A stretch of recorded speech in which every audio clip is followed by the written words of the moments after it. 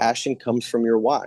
And you can't really, tell how passionate you are unless you see what kind of sacrifice you're willing to give. And so to me, I think that is fundamental is having a really deep why. So that way you're willing to do the things that are uncomfortable. So you're going to invest more in leads. You're going to make the recruiting calls. You're going to start posting on social media when you don't think it's a time to post because you don't have the success yet, or you don't think you've got the right position yet. And all these things that you try to put conditions on, they fall by the wayside because you're so focused on the fact that I'm going to have 20 agents helping 20 families, and I'm going to be making seven figures off of, with my organization and the team I'm going to build. It's so clear and so obvious that it's compelling. It kind of pulls you through the pain because you're so fixated on the payoff. And so I think that's really important, Tyler, is to have a very good idea of what that looks like, and then add reasons to it. Like as I would hit certain things in my bag of reasons, I would add more things to that bag. And so then it was like, I want to buy my mom a car. I want to build my mom a house. I want to be able to donate six figures to the church. I want to be able to help the church launch and buy a building for the church. I want to be able to go and take the whole family to Hawaii for a full week. All my extended family, get everybody. I mean, there was different things. I wanted to live here, and I wanted to drive this, and I wanted my kids to go to this certain private school. And so I think if you actually have, because I think everybody gets it conceptually, right? Like I don't think many times you hear something that's so new where you're like, oh my gosh, like I never heard that before. The question though is how good are you doing with this? So like, it's important to have a why, but like how clear is your why? And have you just kind of got caught up in just going through the motions and believing that you've got one, but you really don't have one? Because I think that's fundamental.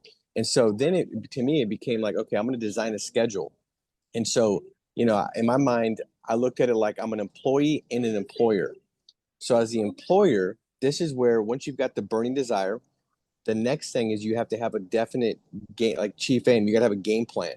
Like, what's your game plan? And so the game plan, the beautiful thing is you get with somebody like Tyler that's killing this, that gets his business, and you say, hey, this is my goal. Well, this business, you can reverse engineer it. So now you get the game plan. So as the employer, because you're both self-employed, means that you're the employee and the employer. So as the employer, you sit back and you design the schedule around the goals that you want to have, that you need to have. So you reverse engineer, this is my schedule.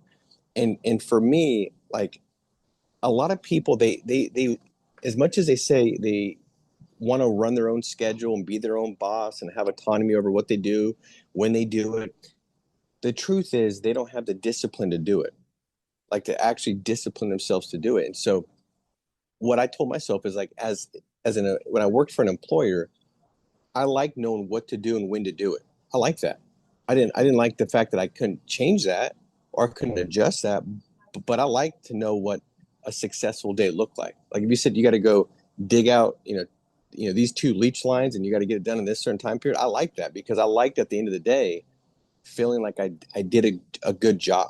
Like, and if you think about most people, a lot of their life is spent in their career.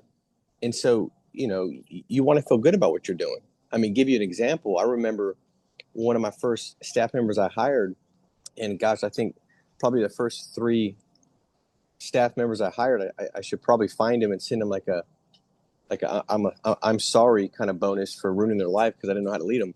But one of the contracting department, it was Hillary, and she one of these days I saw her at the end of the day and she was crying, and I said, what's wrong with you?